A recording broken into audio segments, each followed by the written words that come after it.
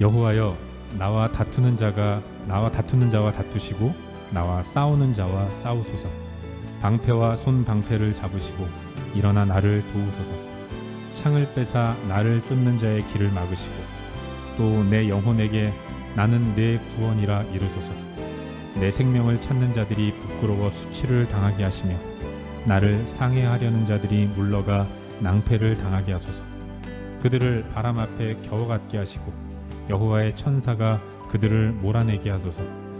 그들의 길을 어둡고 미끄럽게 하시며 여호와의 천사가 그들을 뒤쫓게 하소서. 그들이 까닭없이 나를 잡으려고 그들의 그물을 웅덩이에 숨기며 까닭없이 내 생명을 해하려고 함정을 팠사오니 멸망이 순식간에 그에게 닥치게 하시며 그가 숨긴 그물에 자기가 잡히게 하시며 멸망 중에 떨어지게 하소서. 내 영혼이 여호와를 즐거워하며 그의 구원을 기뻐하리로다. 내 모든 뼈가 이르기를 여호와와 같은 이가 누구냐. 그는 가난한 자를 그보다 강한 자에게서 건지시고 가난하고 궁핍한 자를 노략하는 자에게서 건지시는 이라 하리로다. 불의한 증인들이 일어나서 내가 알지 못하는 일로 내게 질문하며 내게 선을 악으로 갚아 나의 영혼을 외롭게 하나. 나는 그들이 병들었을 때 굵은 베옷을 입으며 금식하여 내 영혼을 괴롭게 하였더니 내 기도가 내 품으로 돌아왔도다. 내가 나의 친구와 형제에게 행함같이 그들에게 행하였으며 내가 몸을 굽히고 슬퍼하기를 어머니를 곡함같이 하였도다. 그러나 내가 넘어짐에 그들이 기뻐하여 서로 모이며 불량배가 내가 알지 못하는 중에 모여서 나를 치며 찢기를 맞이 아니하는도다. 그들은 연회에서 망령되이 조롱하는 자같이 나를 향하여 그들의 이를 갈기다. 주여, 어느 때까지 반망하시려 하나이까. 내 영혼을 저 멸망자에게서 구원하시며 내 유일한 것을 사자들에게서 건지소서. 내가 대회 중에서 주께 감사하며 많은 백성 중에서 주를 찬송하리이다. 우리는 지난주까지 시편 말씀을 함께 살펴보았습니다. 10월 한 달 동안 시편 말씀 24편부터 39편에 나와 있는 그 여러 시들, 특별히 다윗이 지은 다윗의 시들을 한 편 한 편 살펴보고 묵상하는 가운데 우리에게 주신 은혜와 도전들을 나누는 그런 시간들을 가졌습니다. 근데 여러분, 시편이 150편까지 있잖아요. 많은 시가 시편에 수록되어 있는데, 그런데 이 시편 150편 가운데는 여러 장르의 시들이 다양하게 들어 있습니다. 찬양도 있고 또 감사도 있고, 그런가 하면 간구도 있어요. 어느 때는 화풀이하는 것 같은 그런 내용이 담겨 있는 시도 있는 것입니다. 그런데 여러분, 다양한 장르의 시가 있지만 시편 150편 여러 시들 가운데서 가장 많이 등장하는 시의 내용이 뭔지 아십니까? 그게 바로 탄원인 거예요. 탄원시가 150편 가운데 가장 많은 부분을 차지하고 있다는 것입니다. 억울함을 토로하고 그 억울함을 해결해 달라고 간구하면서 몸부림치는 그런 시인의 간절한 기도, 노래, 이런 것들이 많이 들어있는 것이 시편인 것입니다. 그걸 보면 사실 우리의 인생이 그와 같은 것이 아닌가, 그런 생각을 해보게 돼요. 우리가 살아가는 인생이 다 잘 되고 다 근심 걱정 없고 그냥 아무 문제 없이 물 흐르듯 순탄하게 잘 이루어지면 얼마나 좋겠습니까? 그런데 또 그렇지 않잖아요. 특별히 억울한 일을 많이 당하는 것 같아요. 우리가 가슴을 많이 치지 않습니까? 외쳐요. 이 마음 누가 알아줄까? 다 억울해서 치는 것 아니겠습니까? 아마 모르긴 해도 이민생활 하시면서 가슴에 멍 한 자국 안 든 분이 없으실 것 같다는 생각이 들 정도로 우리는 이 땅을 살면서 많은 억울함과 또 고난과 시련들을 자주자주 겪는 거죠. 그게 우리의 인생이 아닌가. 그래서 우리는 탄원을 하지 않으면 안 되는 그런 인생을 매 순간 살아가고 있는 것이 아닌가, 그런 생각을 해보게 돼요. 그런데 여러분, 또 한편으로는 이런 생각도 듭니다. 우리의 삶이 그렇게 억울함이 많고 답답함이 많지만 또 그러니까 우리가 이 땅을 살아가면서 그래도 하나님을 기억하고 하나님이 허락하신 천국을 바라보는 것이 아닌가, 그런 생각을 종종 하게 돼요. 여러분, 우리가 잘 나갈 때를 한번 생각해 보십시오. 잘 나갈 때, 그 잘 나감이 내가 잘해서 잘 나가는 줄 알았잖아요. 그때는 하나님도 뭐고 없습니다. 그냥 나 잘난 맛에 열심히 살았잖아요. 우리의 삶 가운데 아무런 문제도 없다면 여러분, 우리는 하나님도 기억하지 않고 내 방식대로, 내 마음대로, 심한 말로 하면 내 멋대로만 살아가는 그런 인생을 사는 그야말로 아주 가벼운 존재가 우리 인간인 거예요. 잘 아시다시피 우리는 영원한 존재, 영원을 사는 존재들 아닙니까? 우리는 죄와 허물로 죽었던 존재인데, 그런 우리를 예수께서 이 땅에 사람으로 오셔서 나의 죄의 문제를 해결하시고 죄 때문에 우리 가운데 임한 죽음의 문제를 해결해 주셨어요. 그래서 예수 그리스도의 은혜로 말미암아서 우리는 영원한 생명을 소유한, 천국에서의 영생 복락을 소유한 하나님의 사람이 된 것입니다. 그런 의미에서 천국 가는 그날까지 이 땅에서 우리가 인생을 살아간다면 이 인생은 여행이라고 말할 수 있는 것입니다.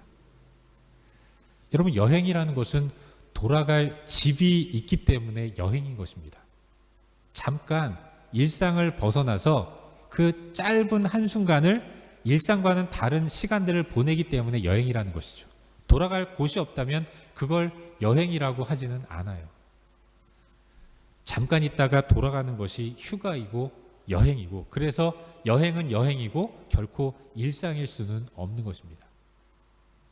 우리의 인생이 여행이고 휴가라고 한다면 우리는 잠시 잠깐 머물다 가는 이 여행과 같은 인생, 휴가와 같은 인생에 목숨 다 걸고 인생 다 거는 이런 어리석은 모습을 가지면 안 되는 것입니다. 우리가 궁극적으로 살아야 할, 영원토록 살아야 할 곳은 저 천국이에요. 천국에서 하나님의 자녀로서 영생 복락하는 그런 삶을 우리는 이미 보장받은 것입니다. 그래서 우리는 이 땅에서는 잠시 잠깐 사는 것이고, 그런 의미에서 우리가 진정으로 추구하고 바라보고 소망해야 할 것은 이 땅이 아니라 우리가 궁극적으로 가서 영원히 살게 될 천국을 소망하면서 살아가야 하는 것입니다. 하나님은 바로 그런 영원한 천국을 소망하고 바라고 기대하도록 만들기 위해서 하나님은 우리에게 잠시 잠깐 고난도 허락하시고 어려움도 허락하시는 거예요. 이 고난 앞에서, 이 시련 앞에서 깜짝 놀라서, 그렇지, 여기는 영원한 곳이 아니지, 내가 온전히 머물 곳, 영원히 머물 곳은 저 천국이지, 그거 생각하도록 때로는 하나님 우리에게 어려움과 시련도, 고난의 시간들도 허락해 주시는 것입니다.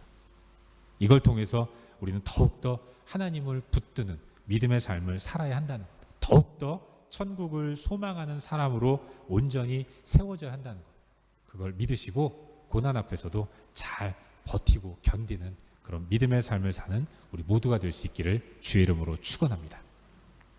오늘 묵상하려고 하는 이 시편 35편, 이 시편도, 이 시도 다윗이 지은 다윗의 시입니다. 그리고 내용상 이 시는 탄원의 성격이 들어있는 탄원시예요. 억울한 일을 당해서 이 억울함 좀 해결하고 싶어서 답답한 마음을 토로하면서 억울함을 해결해 달라고 기도하는 내용이 담겨 있는 것이 시편 35편의 내용입니다. 다윗은 자신을 괴롭히는 원수를 고발합니다. 다윗이 고발하는 원수가 누굴까요? 특별히 35편에 기록된 이 다윗이 생각한, 다윗이 고발하는 원수는 사울입니다. 사울. 우리가 잘 알다시피 다윗은 사울 왕의 미움을 받아서 아주 많은 고생을 하지 않았습니까? 여기저기 도망치는 피곤한 인생을 살았던 사람이 다윗이었어요. 그러다가 한 번은 엔게디 동굴 깊숙한 곳에 다윗이 숨어 있을 때에, 그때 사울이 그 다윗 잡겠다고 3,000명의 정예 군사들을 수색대로 편성해서 그 광야 일대, 엔게디 광야 일대를 다 뒤졌습니다. 그래도 못 찾아서 헉헉대고 있다가 사울이 좀 쉬려고 동굴 입구에 들어온 겁니다. 이 보디가드, 경호원들도 없고 경호 병사들도 없고 혼자서 동굴 입구에 들어가서 무장해제를 하고 쉬고 있었어요. 이때는 다윗이 자신을 괴롭히는 사울을 죽일 수 있는 절호의 기회였던 거죠. 근데 다윗은 그 기회마저도 스스로 활용하지 않고 하나님 앞에 올려드립니다. 사울을 죽이지 않고 그냥 살려두는 거예요. 다윗은 원수를 고발할 때에 그냥 고발자로만 서 있지 응징자로, 자신이 스스로 응징자로서 원수를 척결하지 않고 있는 이런 모습을 보이고 있는 것입니다. 이 시는 사울과의 관계에서 빚어진 억울함에 대한 탄원의 내용을 담고 있는 시인 거예요. 시를 한번 분석해 보면 다윗은 제일 먼저 이 시의 앞부분에서 하나님께 도움을 요청합니다. 원수가 공격하니까 이 공격을 내가 감당할 수 없어서 하나님께 도움을 요청하는 거죠. 1절, 나를 대신해서 다투시고 싸워주시고. 2절, 방패와 손방패를 잡으시고 도우소서. 여기 앞부분의 방패는 그냥 개인용, 휴대용 방패예요. 그리고 뒤에 나오는 손방패는 전신을 다 가려주는 큰 방패를 의미하는 겁니다. 여호와 하나님이 나의 방패가 되셔서 나를 좀 지켜달라고 간구하는 거죠. 3절, 나를 쫓는 자를 막아주십시오. 4절, 원수들이 수치를 당하게 하시고 낭패를 당하게 해주십시오. 나 공격하는 저 원수들 하나님이 낭패를 보게 하시고 수치를 당할 수 있도록 제발 좀 나를 도와주십시오. 하나님께 도움을 요청하는 이런 다윗의 모습을 보게 되는 것입니다. 그러고 나서 다윗은 이 대적자들을 고발합니다. 대적자들의 행태를 고발하고 있어요. 7절, 대적자들은 까닭없이 나를 잡으려고 웅덩이와 함정을 팠다는 겁니다. 12절, 불의한 증인들을 내세워서 내가 알지도 못하는 일들을 은밀하게 행하고 있다는 거예요. 정정당당하게 자기를 공격하는 것이 아니라 권모술수로 악한 꾀로 자신을 괴롭히고 있다는 거죠. 나는 그들을 선대했는데 내 선대를 받은, 내가 잘 대해준 그들이 오히려 나를 공격하고 있다는 거예요. 15절, 내가 넘어질 때 기뻐했다는 겁니다. 나를 치고 찢었다는 거예요. 내가 조금 실수하니까 막 좋아라 박수를 치는 거죠. 얼마나 얄밉습니까? 16절, 나를 향해 이를 갈았다는 거예요. 아니, 내가 뭐 잘못했다고 나한테 이를 가나. 이 모든 자신을 공격하는 원수들의 행태를 하나님 앞에 다 고발하고 일러 바치고 있는 이런 다윗의 모습을 보는 거죠. 그리고 나서 간구합니다. 17절, 내 유일한 것을 사자들에게서 건지소서. 원수를 사자에 비유하면서 나의 유일한 것을 그 원수, 사자 같은 원수에게서 건져주십시오 기도하고 있는 거예요. 여러분, 내 유일한 것, 이게 뭐겠습니까? 이 땅의 모든 것들은 다 없어지면 다시 만들면 됩니다. 잃어버리면 다시 사면 돼요. 근데 다시 만들 수 없고 다시 살 수 없는 것 한 가지가 있죠. 그게 뭡니까? 생명.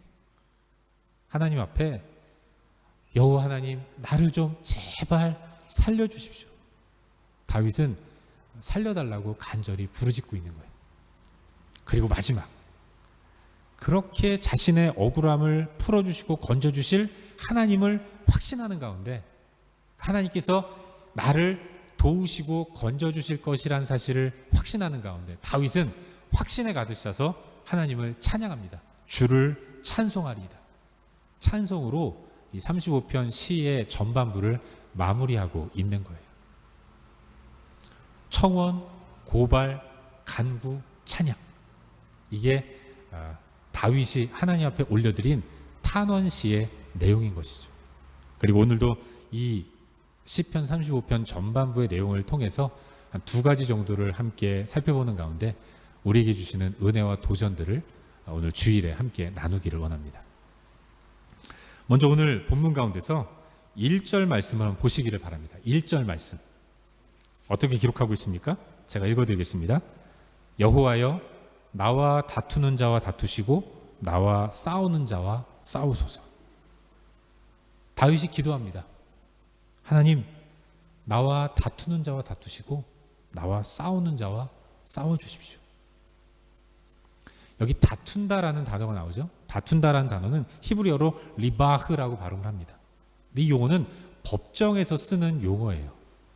서로의 입장을 강하게 주장하면서 법정에서 서로 변론할 때, 말로 다툴 때, 이때 쓰는 용어가 리바흐, 다툰다라는 표현입니다.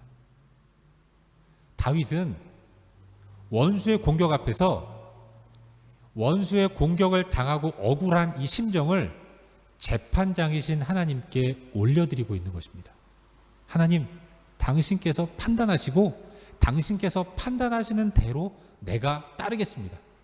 지금 여기가 재판장인데, 법정인데 재판장 자리에 앉아 계신 하나님을 믿고 나는 내 모든 억울함을 다 토로하겠습니다. 변론하겠습니다. 내 변론 들으시고 또 하나님 원수의 말도 좀 들어보세요. 그리고 재판장으로서 하나님이 나와 그를 판단해 주십시오. 판단자의 자리에서 다윗은 내려와서 하나님께 판단의 자리를 양보하고 있는 것입니다. 결국 이걸 통해서, 다윗의 이러한 고백을 통해서 우리가 묵상하게 되는 하나님, 우리 하나님은 어떤 분이십니까? 하나님은 재판장이라는 사실이에요. 재판장이 되셔서 우리의 문제를 판단하시고 판결하시는 분이란 사실, 우린 그걸 기억해야 하는 것입니다. 여러분, 다윗은 사울의 추격을 받았습니다. 그런데 잘 아시다시피 다윗은 추격을 받을 만한 잘못을 한 일이 없었던 거예요. 그냥 도망간 겁니다. 너 왜 도망가? 쫓아오잖아. 그래서 그냥 도망간 거예요. 어떠한 범죄도 사울에게 하지 않았던 것입니다. 그러니 얼마나 억울하겠어요.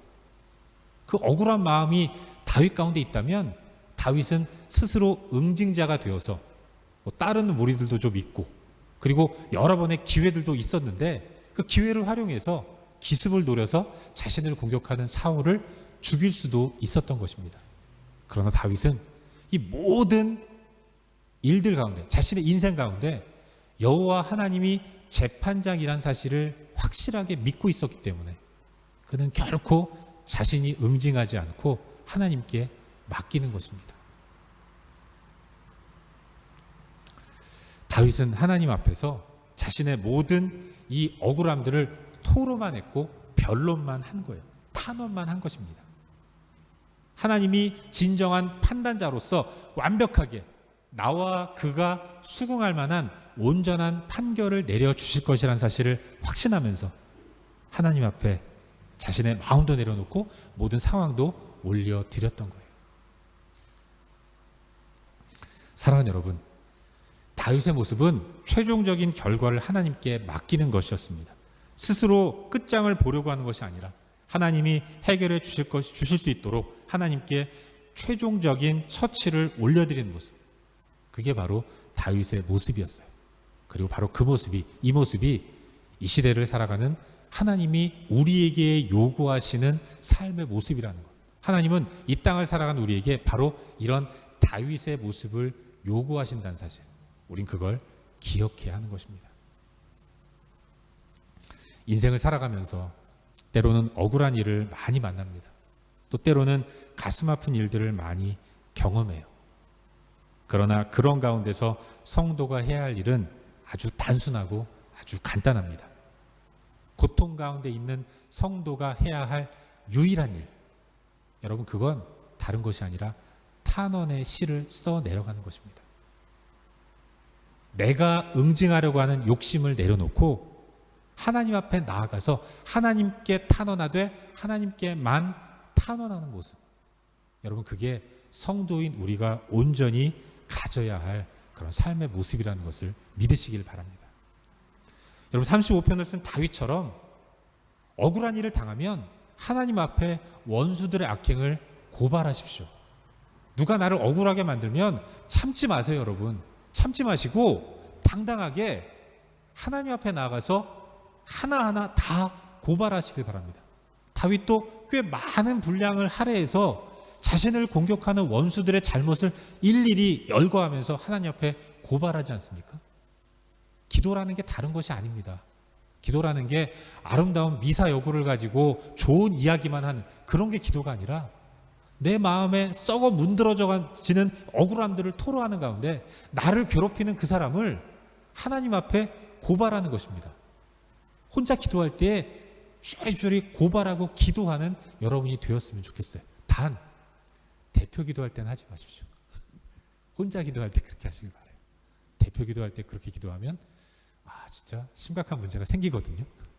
그러지 마시고 혼자 기도할 때 간절히 낱낱이 원수의 문제들을 고발하시길 바랍니다. 그게 탄원인 거예요. 그게 하나님께 맡겨드리는 온전한 모습인 것입니다. 엄연히 우리 가운데는 우리의 모든 문제들을 판결하시고 해결하실 하나님이 계신데 그럼에도 불구하고 그분의 역할을 제끼고 나 스스로 하나님의 자리에 서서 내 모든 문제를 해결해 보겠다? 여러분, 이건 훌륭한 게 아니라 무모한 것이고 어리석은 것입니다. 되지도 않아요. 하나님 앞에 다 토로하고 탄원의 씨를 써 내려가는 것, 그것밖에는 없다는 사실을 믿으시길 바랍니다. 내가 내 문제를 내 스스로 해결하면, 원수를 내가 갚으면 더 커다란 문제가 생길 수밖에 없는 것입니다.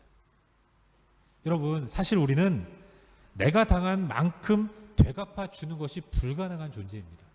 우리는 받은 만큼 돌려준다 이렇게 생각하지만 그 누구도 온전히 완벽하게 받은 만큼 돌려주는 사람은 없습니다. 여러분, 그렇습니다. 예를 들면 내가 누군가와 싸워요. 내가 한 대 맞았습니다. 그러면 나는 한 대 맞은 사람으로 한 대를 돌려주는 게 공평한 거잖아요. 그래서 맞은 만큼 한 대를 때립니다. 그러면 나의 원수 갚음으로 인해서 한 대 맞은 사람은 그때부터는 어떤 생각을 하냐면, 나는 저렇게 세게 안 때렸는데 내가 자기가 때린 것보다 더 세게 맞았다고 생각을 하는 거예요. 그래서 갚아야죠. 자기가 때린 강도만큼 또 때리는 겁니다. 맞은 사람은 자기가 때린 것보다 더 세게 맞았다고 또 생각하는 거죠. 그때부터는 이성을 잃고 한 주먹으로 싸우는 사람이 두 주먹으로 싸우고 발도 나가고 무기도 쓰고 전쟁이 벌어지는 것입니다. 그래서 하나님은 우리에게 말씀하시기를, 원수 갚는 것은 나에게 있다. 너희들은 쓸데없이 원수 갚을 생각하지 말고 그냥 있어라. 하나님 우리 가운데 너희들의 진정한 판결자요 재판관은 나다. 성경은 끊임없이 우리 가운데 말씀하고 계신 것입니다. 사랑하는 여러분, 억울한 일을 당할 때 성도가 해야 할 유일한 일, 그건 기도밖에 없어요. 탄원하는 것밖에 없습니다. 그러면 하나님은 우리의 기도를 들으시고 하나님이 판단하셔서 가장 정확하게 그리고 가장 편안한 결과를 우리 가운데 허락하시는 것입니다. 우리는 기도밖에는 없다는 거예요. 아니, 목사님 어떻게 기도만 합니까? 이런 생각을 혹시 여러분 가운데 가지고 계실지 모르겠습니다. 그러나 여러분, 솔직히 우리는 기도도 안 하잖아요. 억울한 일 당하면 그냥 원수 갚기에 바빴지 언제 기도를 했습니까? 뭔가를 꼭 내 손으로 해결해야만 직성이 풀리고 마음이 풀리는 이 불편한 진실. 그렇다고 해서 문제가 다 해결됐는가? 내가 속 시원하게 모든 문제를 깔끔하게 해결했는가? 그렇지도 않았습니다. 내가 응징자가 되고 내가 처벌자가 되어서 내 힘으로 문제를 해결하면 항상 찝찝함이 남았고 항상 또 다른 화의 근원을 남겨놓을 수밖에 없는 것이죠. 그게 바로 연약한 우리의 모습인 것입니다. 이제는 좀 방법을 바꿔보시기를 바라요. 여러분, 우리는 원수 갚음을 기도로 해야 합니다. 그리고요, 내가 기도하면 하나님이 내 기도를 들으시는 가운데 깨달음을 주세요. 깨달음을 주셔서 내가 이 원수들 앞에서 어떤 행동을 해야 할지, 어떤 말을 해야 할지, 어떤 조치를 취해야 할지 성령께서 깨우쳐 주시고 가르쳐 주시는 것입니다. 하나님이 당신의 판단대로 당신의 일을 집행하실 때 때로는 나를 사용하기도 하시고 내 주변의 사람들을 들어서 사용하기도 하시는 것입니다. 그때 모든 것들이 완벽하게 편안하게 해결되는 것을 경험하게 되실 거예요. 바라기는 모든 일의 판단자가 하나님 밖에 없음을 인정하는 가운데 그분께 모든 판단을 맡기는 그런 복된 삶을 사는 우리 모두가 될 수 있기를 주의 이름으로 축원합니다. 한 가지만 더 묵상하기를 바랍니다. 오늘 본문 가운데서 한 가지만 더 살펴보기를 바라는데 오늘 본문 10절 말씀을 한번 보도록 하겠습니다. 본문 10절 말씀입니다. 한번 읽어드리도록 하겠습니다. 제가 읽겠습니다. 내 모든 뼈가 이르기를 여호와와 같은 이가 누구냐? 그는 가난한 자를 그보다 강한 자에게서 건지시고 가난하고 궁핍한 자를 노력하는 자에게서 건지시는 이라 하리로다. 아멘. 다윗은 하나님을 고백합니다. 다윗이 고백하는 하나님, 그분은 건지시는 분이에요. 누구를 건지십니까? 강한 자에게 위협받는 약한 자를 건지십니다. 자신을 몰아가고 있는 악한 자에게서 궁핍하고 곰핍함을 느끼는 하나님의 사람들을 확실하게 건져주시는 분이라고 다윗은 고백하고 있는 거예요. 여러분, 우리 하나님은 그런 분이십니다. 하나님은 약한 자의 하나님이시고 약한 자와 함께 하시는 분이에요. 약한 나로 강하게, 가난한 날 부하게. 우리 하나님은 연약한 자들과 함께 하시면서 그들을 보호하시고 그들을 지켜주시는 분이라는 것. 여러분, 그거 우리는 믿음으로 고백하며 나아가야 하는 것입니다. 그럼 왜 하나님은 그렇게 연약하고 약한 자들과 함께 하시며 그들을 보호하실까요? 그들에게는 강한 자가 갖고 있지 못한 한 가지가 있습니다. 약하고 궁핍한 자에게는 강한 자가 갖고 있지 못한 한 가지가 있어요. 그게 무엇입니까? 그게 바로 간절함인 거예요. 사울은 왕이었습니다. 사울은 왕으로서 그가 한마디만 하면 일사불란하게 움직이는 수많은 군사들을 거느리고 있었어요. 그를 따르는 대신들도 많이 있었습니다. 그는 강한 자였어요. 하지만 그의 추격을 받는 도망자 다윗은 약한 자였습니다. 그런데 강한 사울이 못 갖고 있는 것, 쫓기는 다윗만 가지고 있는 것, 여러분, 그게 간절함인 거예요. 다윗은 숨을 곳이 없습니다. 피할 곳이 없어요. 여호와 하나님이 그를 지키시지 않으면 그는 어디에도 갈 수 없는 것입니다. 그냥 잡혀 죽는 거예요. 그토록 강한 사울을 다윗은 막아낼 힘이 없는 것입니다. 사울은요, 자기가 부리는 군사들 동원해서 이산저산 다 뒤지면서 다윗을 찾아낼 수 있는 힘이 있었습니다. 그래서 그는 아쉬움이 없었어요. 하지만 다윗은 그 사울을 막아낼 힘이 없었기 때문에 다윗은 오직 여호와 하나님만을 간절히 찾는, 하나님마저 나를 버리시면, 주 나를 박대하시면 나 어디 가리까, 이런 간절한 마음이 다윗에게는 있었던 것입니다. 하나님 당신을 간절히 찾고 부르짖는 하나님의 사람들을 어떻게 하나님이 외면하시겠습니까? 약한 자는 그게 있는 것입니다. 그리고 이 시대를 살아가는 우리들에게도 바로 그와 같은 간절함이 있어야 한다는 것, 우린 그걸 기억해야 하는 거예요. 사랑하는 여러분, 어떤 의미에서 우리는 가난한 자가 되어야 합니다. 우리는 궁핍한 자가 되어야 돼요. 실제로 가난에 져라, 궁핍에 져라, 이런 말이 아니라 가난한 자가 하나님을 찾는 간절함, 궁핍한 자가 하나님이 아니면 안 되는 그 열정, 하나님을 향한 뜨거운 열정, 그걸 회복할 때, 그때 우리는 여호와 하나님을 소망으로 삼고 문제를 해결하고 삶의 돌파구를 만들면서 진정한 소망의 길을 걸어갈 수 있게 되는 거예요. 그렇지 않고 끊임없이 이 간절함을 갖지 못하고 조금 뭐 하면 되지 않을까 그러는 가운데 내 힘으로 뭔가를 하려고 할 때 이런 거 절대로 안 되는 것입니다. 세상이 나를 세상의 방법대로 공격할 때 내가 할 일은 하나님께 의지하면서 하나님만을 소망으로 삼고 하나님을 간절히 찾는 가운데 맞서야 되는데 똑같이 그들과 똑같은 방식으로 맞서려고 하면 그래서 더 이상 하나님께 간절히 기도하지 않는다면 여러분 어떤 문제가 해결되겠습니까? 문제 앞에서 자꾸만 인간적인 방법으로 해결하려고 하면 할수록 우리는 깊은 늪에 빠지게 되는 것입니다. 헤어나올 수 없는 그런 큰 어려움을 더 많이 겪을 수밖에 없는 거예요. 우리가 회복해야 할 것, 우리가 진정으로 찾아야 할 것, 여러분 그건 하나님입니다. 하나님을 향한 간절함, 이걸 우리는 회복해야 돼요. 시절이 하수상합니다. 어렵고 힘든 시간들을 보내고 있어요. 누구는 회복이 됐다고 코비드가 끝난 것처럼 편안하다고 얘기하는 사람들도 간혹 있지만 모든 사람들은 다 힘들고 어려운 시간들을 보내고 있어요. 이 어려운 때, 그때 우리가 가져야 할 것, 여러분 그건 상한 심령입니다. 상한 심령을 가지고 하나님 앞에 나아가는 거예요.